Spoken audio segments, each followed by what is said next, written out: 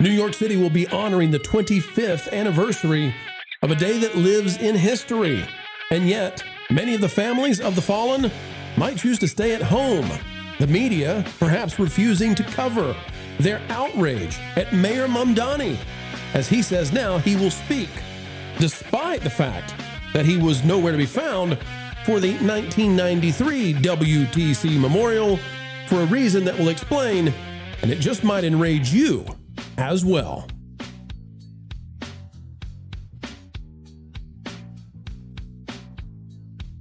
Hello folks, hello friends, welcome back and happy Tuesday morn. Today we are learning the media is rapidly trying to figure out what narrative they will use and how will they spin this one, considering it's the 9/11 families insulted gravely by Mayor Mamdani, the communist out of New York. Folks, click that like button. This is the kind of story you need to hear. The media are in a panic, and the reason? Because they are very worried they're going to have to show 9/11 families turning their backs on the communist mayor. They say he's socialist. I don't agree. The communist mayor of New York City, Zoran Mamdani. This is out of CNN by Gloria Pasmino.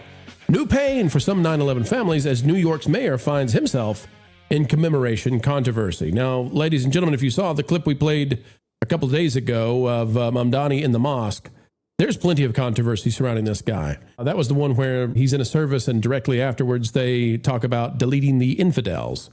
Here's the article. It says 25 years after the mayor of New York City became the champion of America's grief and resilience at the time of the 9/11 attacks. That's Rudy Giuliani, the America's mayor, folks. They don't want to say his name in CNN, but we'll say it. It's Rudy Giuliani, who they've tried to lock away many times since then. Families of those killed are split on whether the current mayor should attend the annual remembrance. Mayor Zoran Mamdani, the first Muslim to hold the office, and this is the twist CNN does, they want it to be about that as opposed to what it really is, said he would proudly honor those affected by standing alongside them at ground zero, but some relatives of victims say they don't want him to be there. Quote, "I don't know if I could stomach that," Robert Hughes told CNN. Others are unhappy the focus is on the mayor, in part because of his political ideology and his identity, and not their loved ones. For Liz Miller, it is time for acceptance, not division. Quote, "Unity can represent itself as kindness and compassion towards others, even when you do think differently."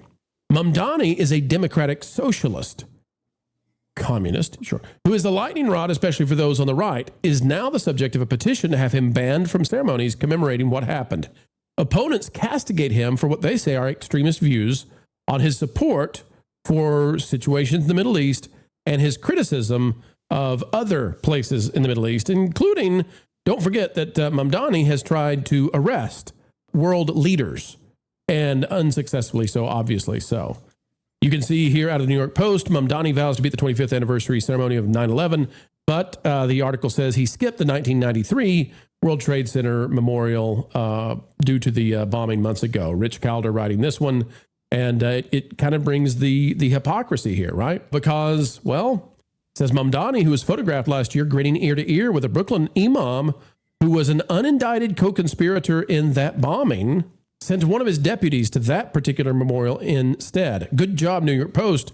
Whereas CNN didn't want to say this at all, at least the New York Post is daring go there. And finally, folks, we'll stop by Fox News that says New York gubernatorial candidate urges 9/11 attendees to turn away from Mamdani during the ceremony. The reason we bring this up is because now the media is stuck with a quandary. And the quandary is, do they show the families turning around, or do they censor that? Do they censor the 9/11 families and how they feel about this? Paul, I'll go to you first on this one. It's a real situation for the media. CNN, MS Now, ABC News, NBC News. It's a, I would think that it's obvious what to do. They do not find it so. They're going to, I believe, try to hide this thing. What do you think about it? You're going to the Canadian for this round? Paul, we're all North Americans together in this moment. I don't know enough. I mean, I wouldn't let him go to the 9/11 ceremony. His wife and her parents have said absolutely horrific things about the 9/11 event. Wizard, did you know this? Now I do. See, this is why I went to the Canadian first. You're teaching us right now, Paul. Yeah, I guess. I mean, I read stuff. I'm a political being. Read stuff is the level of entry here. Go ahead, Paul. Mamdani has been very circumspect, and he's not even Jewish, Sorry, I had to get that in there. Although Muslims are circumcised, doesn't matter, Paul. Oh, good grief! Sorry, and my coffee. It's made me go. This is Paul raw and uncut. Oh boy! So YouTube. Wow. He has been very careful about not seeming too radical until things change and he can take over the country.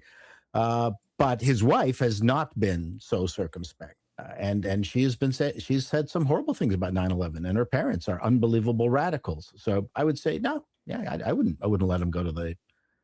Paul, if you're CNN, MS Now, do you show the families if they decide to turn around on the 25th? I mean, the 25th is one of those big numbers. I mean, the 30th will be a big number, the 40th, but do you show this if you're CNN, MS Now? CNN is an embarrassment now. I mean, MSN has been an embarrassment for a long while. I mean, in many ways, CNN's downfall is even harder to take because it was a pretty cool invention at the time. Turner was a very smart guy.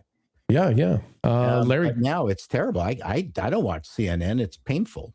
And I'm a Canadian, and I'm not even a Republican.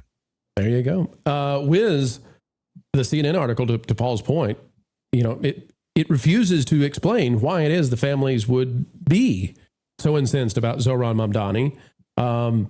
It sort of plays the identity card here, and he's a Muslim, so that's why they're angry. And it goes right to the edge of impugning the families instead of saying what's really going on here, as Paul explained. I think Wiz, we're headed for a contentious 25th anniversary memorial of 9/11, and I think that's a real shame. I think these families deserve to have this major milestone, a sad milestone, but I think they deserve to have this day. I'm from New York City.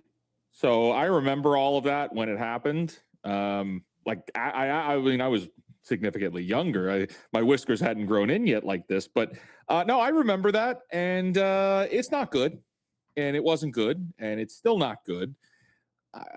I don't know the way out on this one. I hate how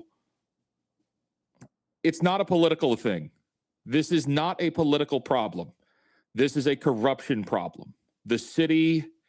It's not Republicans or Democrats. It's like my home here has been overrun with such rampant corruption on all sides of the political spectrum. It has been overtaken. I don't know what Mamdani actually believes. The reality is none of us truly know what he believes. This individual is whatever his donors want him to do, whatever his affiliates want him to do. What he actually believes, none of us actually know. He is a mouthpiece for the corruption that is plaguing this city, and I am so serious when I say it crosses party lines. It does not matter. And it's not even the city; it's the whole state as a whole. Because what's happening in the city is putting pressure on the state to then follow suit. And I don't, we talk about this memorial situation. I'm like. Just imagine the worst thing, and it will probably be that. Just imagine the worst thing you could think of as far as what they're gonna do or say, and it'll happen. But here's what's scary about that, Pro, is that as it happens, as the worst thing you can think of today happens, as far as discussing the 9/11 memorial, and it is 25th anniversary, a pretty big deal. What then happens is that next year could be worse than this year. What happens the year after that is that something worse can happen. And it's not even the next year, and it doesn't even have to do with 9/11 at all, right? We're now dealing with situations where the worst thing that could happen can keep getting superseded with the next worst thing. And that will continue until the people of New York start to vote with their wallets, and they start to vote people in that have their actual interests in heart. But the reality is those candidates don't run. And when those candidates do try to run, they're laughed out of the rooms. I know, because I've been in those rooms. I've seen it happen. This one hits close to home. So I don't know what the right approach is. I don't know what's next. But all I know is that this city is falling apart. And we talk about Newsom and how crazy California is. New York is New York's worse. New York is worse. Hochul is nuts. She is nuts, but she's also not as she is being dragged along, having to basically bend to Mamdani's will. And there's friction there for sure. But the problem is she's afraid of getting voted out. She's afraid of losing her power because the city is now controlling the governorship. It's that level of kind of crazy. So there's friction there, but the city is making demands and the state is kind of having to bend to that. It's pretty brutal. People don't know very much about New York. They think New York City and then Albany. They have no idea that it's just forest in between the two. You get lost. And mountains, and that's it. It's not really a state in the sense of Idaho, where there's like land that you can actually cross easily. That's not. You've got New York, forest and mountains, and Albany. There you go. Maybe Lake Louise. Yeah. I don't know. There's a couple of towns in there, and it's a people and lots of deer and terrible winters. But it's people don't understand that. No. I've heard there are waterfalls somewhere, but I'm not sure about that. You've got there's a fabulous park you've got there. The what's it called? Starts with L. If you run this bit this long and then you say Niagara, I am going to forbid you from coming back on the show. No. My brain is gone. 72-year-old brain. It's gone. We were there. We camped. It's a fabulous state park. Letchworth. Did you say Letchworth? Letchworth. Letchworth. Sounds like you meet a lot of interesting people there. In Letchworth. No, it's beautiful, and it's called the Grand Canyon of the East. It's gorgeous. The fear here, Andy, is that families who've lost loved ones on 9/11 are going to stay home and say, for the 25th, we're not going to participate, and we're not going to be part of the media circus. And then this does turn into a media circus, and this does turn into sort of like with the national anthem. Will they stand? Will they take a knee? Will they sing? Will they not? I think families are going to say, you know what? My loved one deserved better than this. And so that's what it could become. And that's the media situation that we've got. What are your thoughts, Andy, on the families who decide to stay at home? Well, I'm just a couple hours south of New York City. And, it's a little less than 2 hours up the turnpike, and so there were a lot of people. I've known personally people who were directly affected by it, and when you've got Mamdani hanging around with guys like Hassan Piker, who said America deserved it, it's going to be really hard for him to distance himself from that because he's not willing to take a stand that would alienate some of his base. I think it's a crucial thing. It has to make people answer certain questions, or at least ask certain questions that need to be asked about where you stand on certain things. If there are whole countries out there that were cheering when this happened, and if you're not for America first, then that's going to cause a wedge with a lot of people. Yes, New York City is New York City, but I got friends that live in Buffalo, and they are certainly not fans of people like Mamdani or Hochul. So, like we see around most of the country, yes, big cities tend to go one direction, but a lot of the rest of the state does not. So I think the world is going to be watching how this goes, and the media is not going to know what to do because they have their biases and the way they want to go, but I don't think that's the way the country's going to look at it. Lauren, as someone who is close to the situation, you are our native Washingtonian, I believe. Lauren, you maybe have some insight into how this should go down. What do you think about, 25 years later that, how could anybody have ever seen this, back, if you told people at 9/11 when it originally happened, if you'd said, hey, in 25 years, we're going to have this situation where you've got a man whose wife is saying these sorts of things, and these are his beliefs, and he's probably a communist, and he's going to be the mayor of New York, and Giuliani is going to be, they're going to disbar him and attempt to jail him, and do jail him maybe some. Lauren, it's been a wild ride. It's been a strange, wild 25 years. kind of despicable 25 years in some ways. Yeah, I mean, I don't think there's any way anybody could have seen this coming. Anybody could have predicted it back then. But I kind of disagree with the contention that we can't really know what's in this guy's heart and mind. But here's a way that we can be sure. I think there's a way to actually really easily solve this. If this guy has the best interests of New York City and state in mind, then obviously what you want to do is honor the fallen and not bring a bunch of division to the city and the state. And so you would logically draw the conclusion that I would be a distraction during this ceremony and I would cause some hurt feelings and division within the city. So obviously I should remove myself from the situation so that I don't become the focus and the families of the fallen are.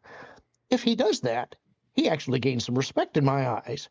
If he doesn't, you know he's not really for the best interests of the city and the state. And that should tell you enough right there. But if he doesn't go, then some people would say, well, he's the mayor of New York. He's disrespected. Mm-hmm. I mean, you can see how that would be twisted immediately. Mm-hmm. No, I can't. And I think that if he was if he really did want to take that stance, which I don't believe he does, but let's say he did, because he recognized that he would be a distraction, then he would come out and defend his own position. Again, if he does not do that, then you know where his heart really is. It's really easy to tell what his feelings are about. Are they with the fallen? Are they with the ceremony? Or are they with himself for political advantage? If it's for himself for political advantage, then his interests are not the city and state. This isn't rocket science. This is real easy. See, I think he should show up. I think he and his wife should show up, but I don't think they should give a speech. And don't sit in a place of prestige. Be humble. Explain what you just said, and I think then you win both sides as best you can. And somebody's always going to dislike what you do in politics. That's the nature of politics. The whole game is to dislike something. There shouldn't even be a both sides situation here. It's crazy that this has been turned into a divisive issue. It's the memorial of an attack on the nation, not even just the city, on the nation. Like, people died. A lot of the them. The problem is the fact that it's become a divisive issue, Pro, is actually inhumane. The fact that we are now debating something that is actually coming down to, we got to honor the fallen. Oh, do we have to? Do we really? That's where we're getting to here. And that's what I mean by you're going to see the worst thing this year, and then it could be a little bit worse next time. Because and which with every step, it might feel like an inch, it might feel like a centimeter. Sometimes it's a whole mile. We are getting further and further away of what it means to be human. The fact that 25 years after the whole world changed, now do we really have to keep doing that thing? Maybe 25 years has been enough. Are we? Well, I take your point, Wiz. I take your point that it's very unusual that you would have somebody in this kind of position who's hanging around with people who say that America deserved it. Like, that's a very unusual thing. That's why it puts us in a very unusual, what we would hope would be an unusual conversation. I hate it. I hate it. But here we are. All right. Any other thoughts before we wrap this one up, guys? On that case, folks, say a prayer. What'd you say, Wiz? I said good chat. And good chatto. I'm glad we went to Canadian first, honestly. You know, he knows a few things. I brought my Canadian hat just so you could be reminded that I am Canadian. Make Canada mediocre again. You know, we could always count on Canada for that.